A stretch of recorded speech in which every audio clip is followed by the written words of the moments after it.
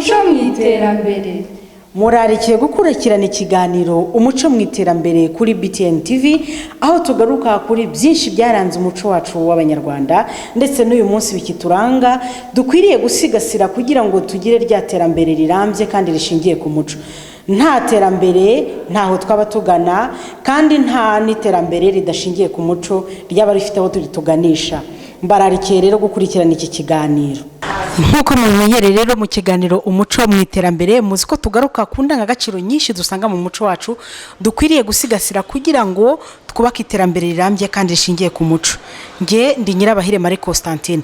Uyu munsi rero twanyarukiye mu karere ka Kamonyi mu murenge wa Runda, ahazwi nko ku Ruyenzi, ahari ishyirahamwe ry'urubyiruko, hari umuryango w'urubyiruko wishyize hamwe ukorera hamwe abasore n'inkumi. Tugiye kuganira nabo kuri iyi ngingo twabateguriye yitwa kirazira gusambira ibyaduka. Ese ubyumvishe wumvishe iki? Ntujye kuri nyakira amashusho tuganire nabo twumve byimbitse icyo iyi ngingo ishatse kuvuga. Dusabimana Eric, abandi umuyobozi wa societe y'urubyiruko yitwa Decent Family cya CODF Limited, bishatse kuvuga umuryango ushyize hamwe. Rero nkaba ari nge CEO w'iyo societe. Tukaba dukataje mu iterambere ndetse tukaba dukora serivisi zijyanye n'ikoranabuhanga. Murakoze. Murakoze. Nanjye nitwa Amizero Aimable, cyangwa se DA Pro. Nanjye nkaba nkora muri iyi company on Decent Family ibijyanye na video production and photography. Dusabimana Eric, watubwira iyo tuvuze gusambira ibyaduka wumva iki mu magambo arambuye, wasobanura abadukurikiye? Murakoze. Iyo tuvuze gusambira ibyaduka, kuri nge numva ko ari ukwadukira imico tuba tudasanzwe dufite, cyane nk'umuco wacu nyarwanda. Tukaba twafata imico y'amahanga ishobora kuba ari myiza cyangwa se atari myiza, ariko cyane cyane akunda kuzamo imico bitari myiza, kuko amahanga abafite ibindi bitandukanye n'ibijyanye n'umuco w'igihugu cyacu. Rero muri make numvishe gusambira ibyaduka, numva kuba twakwakira cyangwa se twafata imico cyangwa twakwiga imico y'ahandi tutari dusanzwe dufite, imeze nk'aho ari mishyashya mu muco wacu nyarwanda. Niko mbyumva. Ijambo gusambira ibyaduka kuri nge numva ko ari cya gihe umuntu afashe imico y'ahandi cyangwa se dukopera imico yo mu kindi gihugu se cyangwa mu bindi bihugu by'abaturanyi, tukaba twabasha kubigana tukaba twayikoresha. Ku ruhare rwanjye rero numva ko ari uburyo bwo gufata imico itandukanye n'iy'igihugu cyawe, then ukajya mu kindi gihugu ukajya gufata iyo mico yindi cyangwa se ukabikopera ku mateleviziyo tuba tureba no mu bundi buryo tugenda duhura nabyo. Iyo ntekereje rero ku bijyanye n'iyo mico cyangwa se gusambira ibyaduka, nk'ingero zimwe mu mico yisamirwa cyangwa se abantu bagana bakayakira mu buzima bwabo, mbonamo nko kuba umuntu yakwitesha agaciro akadukira nk'imico yo kuba yafata nk'ibiyobyabwenge. Ibiyobyabwenge byangiza umubiri w'umuntu, hari ibyo tujya twumva nk'amaheroine, za kokayine, za mugo n'izindi byangiza abantu, cyangwa se tujya twumva nka bamwe mu bantu baba batwara nk'ibinyabiziga bambukiranya imipaka, baba bafata nk'ibiyobyabwenge bongerera imbaraga ngo zo gutera akabariro. Njya numva nabyo ari ibiyobyabwenge byica umuntu, byangiza umuntu kuko yagiye hanze. Njya numva babyita za mayirungi, ko yagiye nko hanze agasanga nibyo bakoresha, ariko ari ibiyobyabwenge byangiza umuntu. Rero ugasanga umuntu wakoresheje nk'ibyo biyobyabwenge mu by'ukuri ni umuco, ariko aba yarigiye imahanga cyangwa se aba yarakuye ahandi akawuzana mu muco wiwe akawangiza. Umuco nyarwanda ugasanga tangiye kuzamo ico rijyanye no kwangiza umubiri we bwe ndetse akangiza na societe ye. Ikindi hazamo ibijyanye no kuba umuntu mujya mubyumva, mujya mubibona hamwe na hamwe batanye no kujya babigaragaza nk'abantu badukira umuco. Ku giti cyanjye hari abo bumva ari byiza, ariko mu isura ya sosiyete nyarwanda, cyane ko ntabyo twari dufite hambere, usanga ari umuco utari wakirwa muri sosiyete nyarwanda, nk'umuco wo kuba abantu bashyingiranwa cyangwa se bahuza ibitsina kandi bahuje imibiri. Nubwo ntawe natunga agatoki kuko hari ababa bumva ko ari byo bibabereye, ariko mu by'ukuri nko mu muco wacu nyarwanda ntabwo dusanzwe tufitemo uwo muco wo kuba abantu babiri bahuje ibitsina baryamana. Si ibyo gusa, abarimo n'imico yo gutuma abantu bura no ko umuntu yaba umunebwe, umuntu ntakore, umuntu agahora aregetse ukuboko avuga ngo nzacuruza umubiri wanjye, nimbara kuwucuruza ninjiza amafaranga ntunge. By'ukuri babigayitse kubona umuntu avuga ngo nzabaho kuko nabayeho nkaho nasabye, ariko yangije umubiri we. Ntabwo aba ari byo rero, bisa nk'aho ari imico yo gusamira umuco w'amahanga, tukawuzana umuco wacu nyarwanda, bigatuma mfata nanone nk'igice cyo gutatira igihango tuba dufite, igihango cy'ubutore dutozwa kuva turi abana, cyane nkatwe b'urubyiruko dukurira mu itorero, ugatozwa gukunda igihugu nk'uko byahoze, ndetse no kuba wagikorera igihe bibaye ngombwa. Rero imico y'amahanga iraza, ni zimwe mu ngero, ni nyinshi mu ngero ziza zikangiza ubuzima bwacu, cyane nkatwe b'urubyiruko, bijyanye no biba byatutse mu gusamira imico y'amahanga cyangwa se imico bitari isanzwe umuco wacu nyarwanda.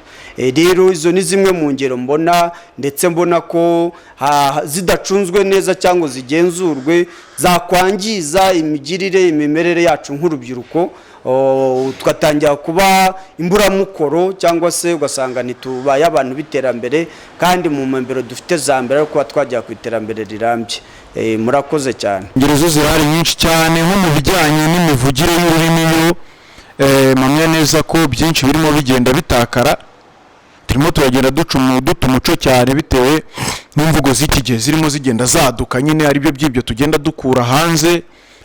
Ingero zo zirahari, nko mu bijyanye n'imivugire, hari igihe ujya kumva umuntu akakubwira ati se wangurije agakawa. Ushobora kwibaza ako gakawa ushaka kunguriza na agakawa bwoko ki? Ese ikawa ushatse kuvuga iki? Abenshi bakahita bumva ni cyayi cyacu cy'u Rwanda twinywera. Akundi abashatse kuvuga inoti ya 2, cyangwa se ugasanga aravuze ati ngewe rero ngiye gutigita icyaka. Kibaza gutigita icyaka means what? Bishatse kuvuga iki nyine? Kandi abashaka kuvuga ati ngiye gushaka ibyo kurya. Urumva rero uko tugenda twiyadabuta mu iyo mico y'ahandi, igenda ituma ururimi rwacu rutakara. Cyangwa se ugasanga ibindi bintu, izindi ngero zishobora kuba zigaragara cyane tugenda dutaho umuco, ibijyanye n'imyambarire. Imyambarire y'iki gihe mpamya neza ko nayo yagiye ku rundi rwego rwo kuba twakwigana abazungu cyangwa se bya bihugu by'abaturanyi. Akenshi ugasanga mu muco nyarwanda tumenyere ko twambara tukikwiza imyenda yibereye, nyine ubona ko ari umwenda umuntu yambaye, ariko kuri iki gihe usanga bashiki bacu cyangwa se natwe ubwacu hari imyenda bita amadeshire.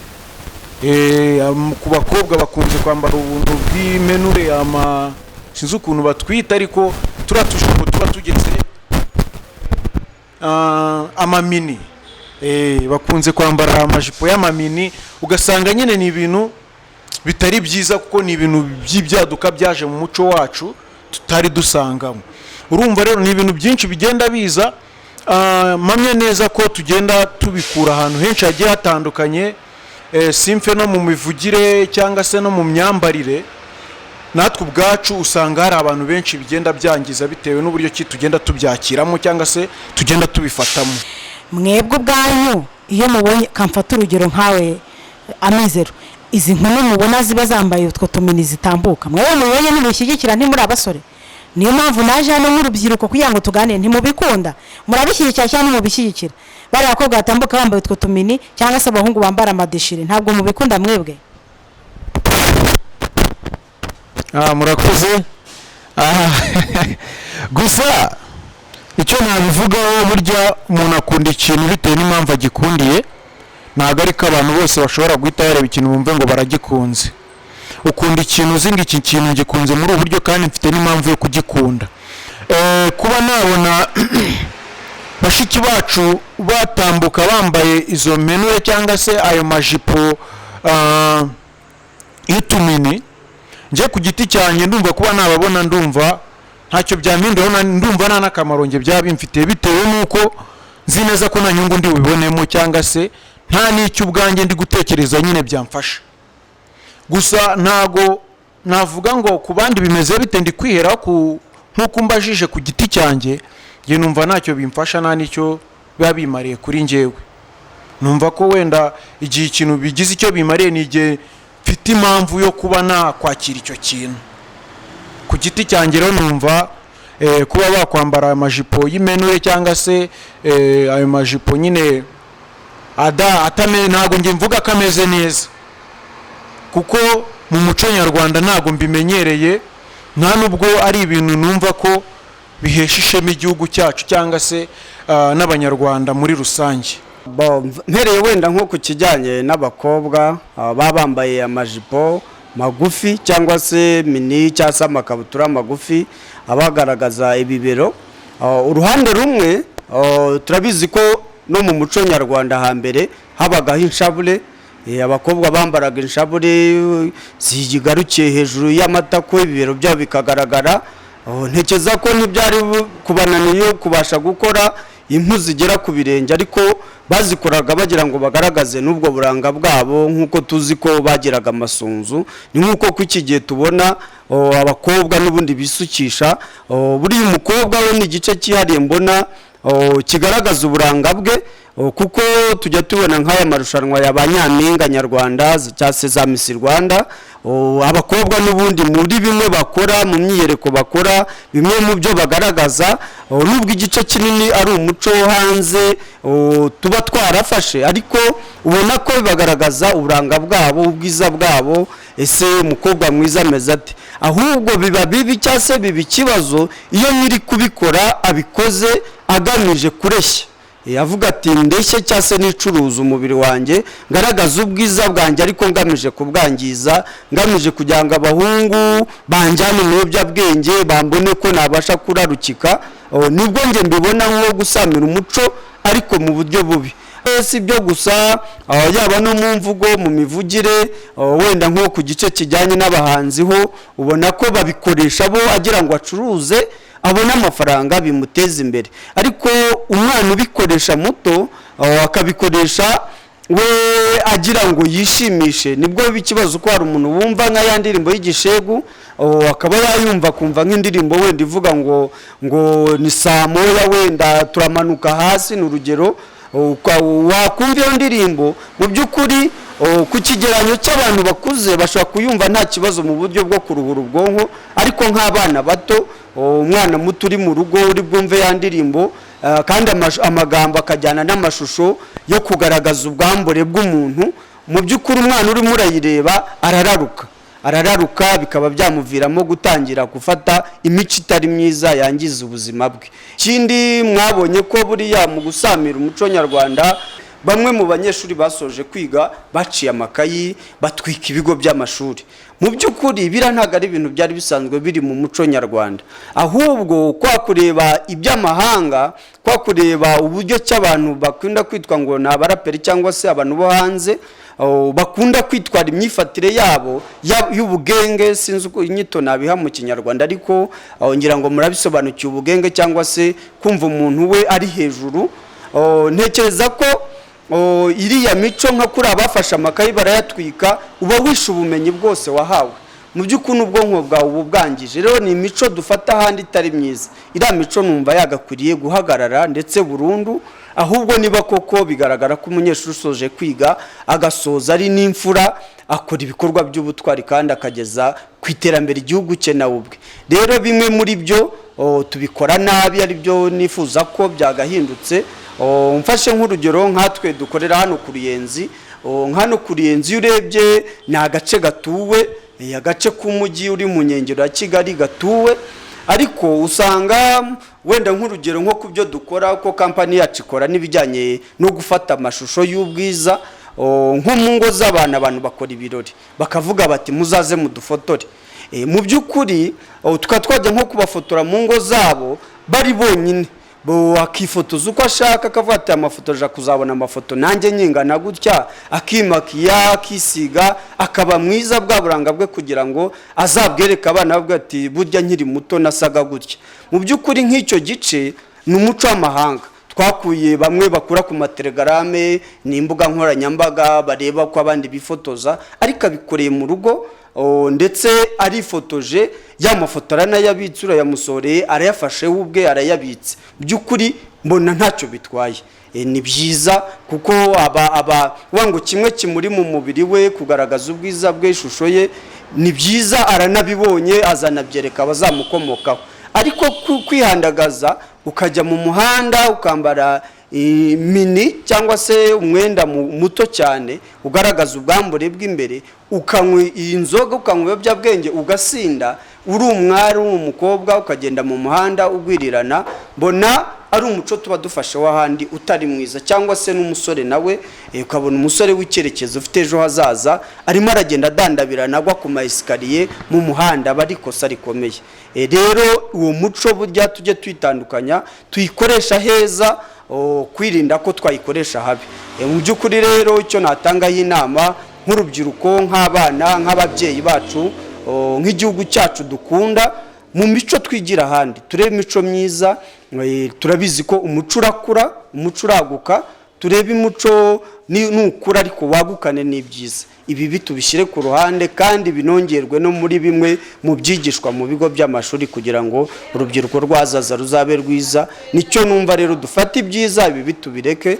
Murakoze. Nitwa Ikuzo Rosine, ngiye icyo nkora hano mu murenge wa Runda, akagari ka Ruyenzi. Naye ndi urubyiruko mfatanya na basaza banjye mu bikorwa bitandukanye, aho dutegura amakwe, ibintu bya customer care, training zitandukanye. Mba ndi kumwe na basaza banjye kugira ngo mbe ko nanjye nshoboye. Umwana w'umukobwa arashoboye muri kino gihe, nta kwitinya, ibintu byose twabikora. Gusambira ibyaduka numva ari nko gutira imico y'amahanga, kumva ko imico tubona ahandi twayivanga mu muco nyarwanda. Ingero ni nyinshi. Ingero za mbere ni mu mivugire, aho twibagiwe imvugo nyarwanda ahubwo tugakoresha izindi mvugo z'amahanga, aho twibagiye gukoresha ururimi rwacu nk'ikinyarwanda tukazivanga n'imvugo z'amahanga, aho ushobora kuvuga ijambo rimwe ukavangamo so nyine ugashyiramo amagambo y'amanyamahanga. Tugendeye no muri entertainment yacu, mu ndirimbo zacu ubona ko ntabwo tugikora za ndirimbo z'umwimerere. Yego na zira ndirimbo dushyiramo beat zo hanze ni nziza, ziba zivugitse neza, ni iterambere, ariko uburyo bazishutinga, imyambarire birimo mbona atari umuco w'Unyarwanda, kuko kenshi usanga nk'abana b'abakobwa bakinishamo baba bambaye ubusa handi ureba umwambaro w'imbere w'umwana w'umukobwa. Ibyo bintu tubisanganwe rwose. Niyo mpamvu mvuga ngo ingero ni nyinshi, ariko izibanze ni izo ngizo kandi ziteje inkeke muri kino gihe. Murakoze. Nitwa Nzamuramba Joseph, nkaba mba mu murenge wa Runda, akarere ka Kamonyi. Gusambira ibyaduka no kwivanga nyine mu muco w'abanyamahanga, gashaka gukora wenda nk'iby'abanyamahanga kandi twende dufite umuco wacu w'Abanyarwanda. Twe nk'Abanyarwanda nyine twebwe dufite culture yacu, umuco nyine wacu twihariye utavanze n'abandi. Niyo mpamvu twe dugomba gukurikiza ibyacu. Ibihari ni uko wenda mu mivugire ijyanye wenda n'ururimi, byo nanjye wenda ndabizi. Kuvuga ikinyarwanda ntabwo cyumvikana neza urebye, kuko akenshi na kenshi tuba tuvangamo indimi zo hanze, ndabizi. So wenda icyo ni kimwe navuga wenda mu bibangamye, nta bindi numva birenze aho. Kuva ikintu ngiye nshaka kuvuga cyo nuko nubwo tuvuga wenda ngo indimi ni iki, n'ubundi se ko tuziga, n'ubundi ikinyarwanda ari igihe kizagera n'ubundi kigahinduka indimi zo hanze gusa. Ntabwo n'ubundi tugomba kubyiga tukanabivuga, kuko n'uri dushatse kubireka ntabwo byadukundira. Kandi tubyiga no mu mashuri y'indimi, bivuze ngo igihe kizagera n'ubundi ikinyarwanda gise nk'aho kibagirana, indimi zo hanze nyine zibe nyinshi cyane.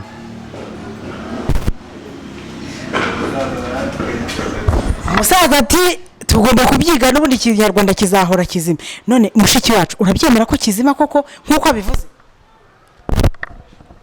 njyewe ntabwo mbyemera habe na gato, ariko ururimi turarwiga kugira ngo tugire icyo twiyungura, kuko nyuma iyo tuvuye mu gihugu dukenera gukoresha urwo rurimi, niyo mpamvu turwiga. Kandi nanagishishikariza cyane ababyeyi cyangwa mbagira inama cyangwa mbaye igitekerezo, abana mu bigisha izo ndimi ni byiza ko bazazikenera, ariko mubumvishe ko ari abanyarwanda, agomba kuvuga n'ikinyarwanda kandi mukakibigisha neza. Urwo rurimi azarukoresha hanze, urwo rurimi azarukoresha mu kazi bitewe n'aho azaba ari, ariko ikinyarwanda nirwo rurimi rwe kuko ni umunyarwanda. Ari ibyo n'imibare turayiga n'ibindi turabyiga, kuki se tutavuga mu mibare? Twumve ko ururimi rwacu ni ikinyarwanda, tugomba kurutsimbararaho. Ni gute tuzemera ko umuzungu adukoloniza ku rurimi rwacu tukarwibagirwa? Ururimi tugomba kuzifatanya, twiga icyo Gifaransa, twiga icyo Cyongereza, ariko ntirudukolonize ngo twumve ko tugomba kwibagirwa ikinyarwanda cyacu. Nibyo nashakaga kunganira kuri musaza wanjye. Iyi mico yose mwavuze isambirwa mubona biterwa n'iki? Murakoze. Iyi mico mbona isamirwa yose twavuze iterwa nuko inyito imwe mu nyito imwe nyamukuru, nuko umuco waguka.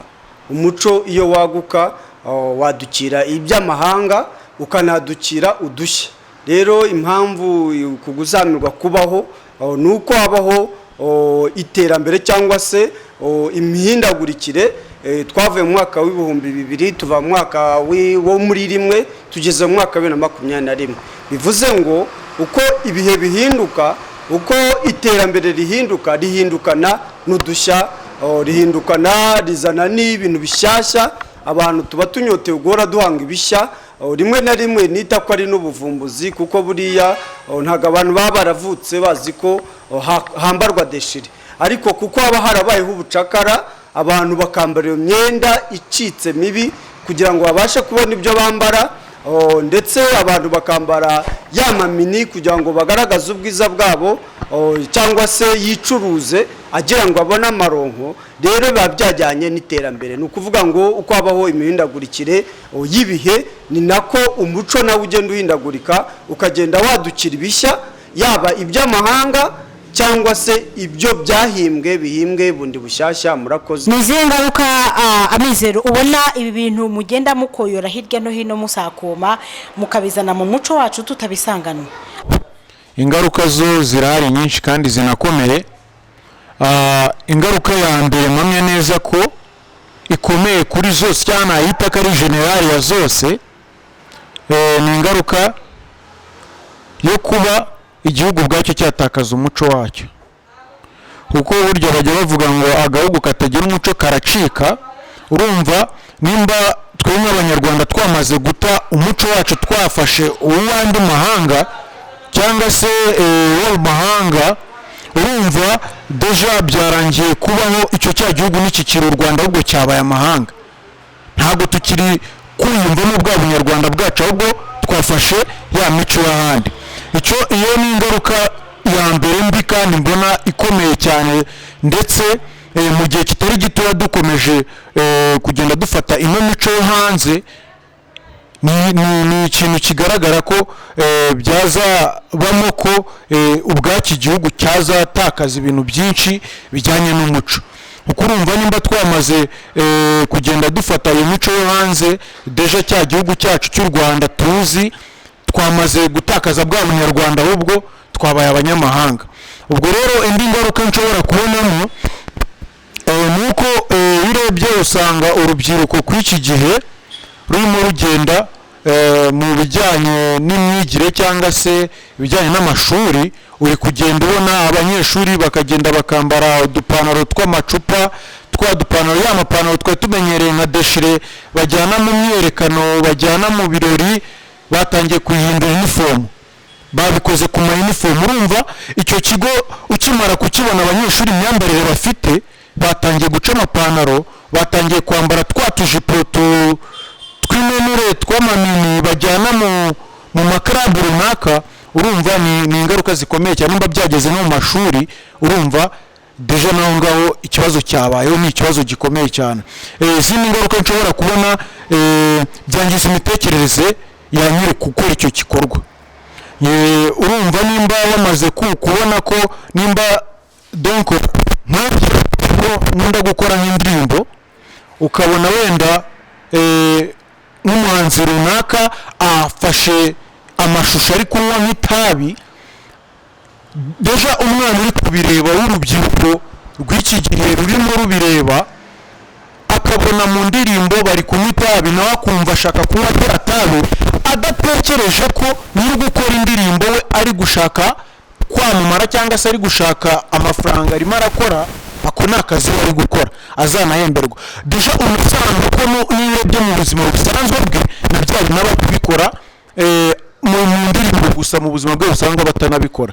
Wareba rero wasanga umwana ari kunywa itabi, urumva umwana watangiye kunywa itabi, ndumva cyo ni ikintu gikomeye nk'itabi. Tuzi neza ko ari ikiyobyabwenge gishobora kwangiza ubuzima bw'umuntu cyane bishoboka pe, bikaba byamukuramo nk'urupfu nko kurwara zino ndwara z'igituntu, kuba warwara ibihaha, indwara z'ubuhumekero bugapfa.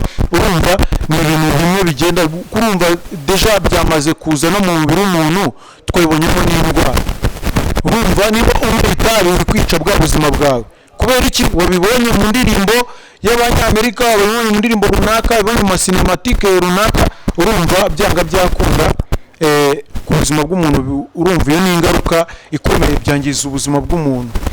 Ikindi ushobora kubona n'imitekerereze ya muntu cyangwa se ya wa muntu uri gukora bya bintu, imitekerereze y'irapfa ijya hasi ku rwego rufatika, kuko nimba utangiye kwambara ya majipo, utangiye kunywa rya tabi, ndumva uri kubikora nta nyungu, uzi neza ko nta kindi kintu uri kubikorera, uhora mu mutwe nta gitekerezo kizima cyaguteza imbere ufite, ahubwo ari uguhora muri bya bintu byangiza ubuzima bwawe.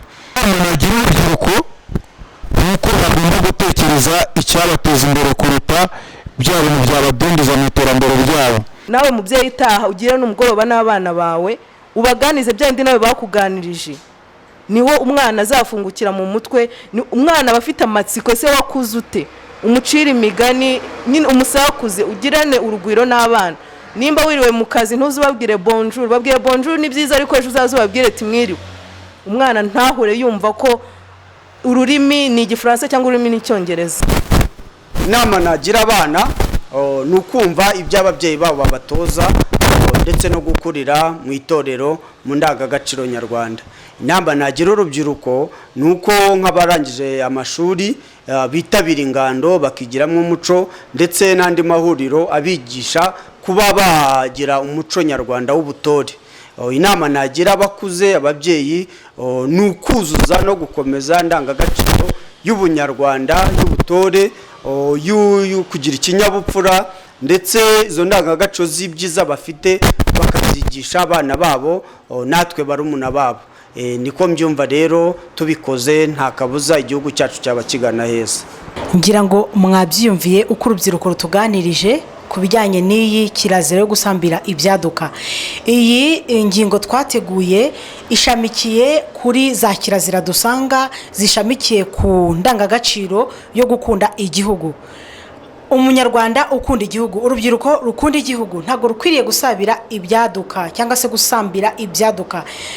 Dushobora kuba turi kubivuga, ariko mu by'ukuri abantu batazi nyirizina icyo bishatse kuvuga. Urubyiruko hari ukuntu bwabitubwiye, reka tubivuge mu magambo nyayo.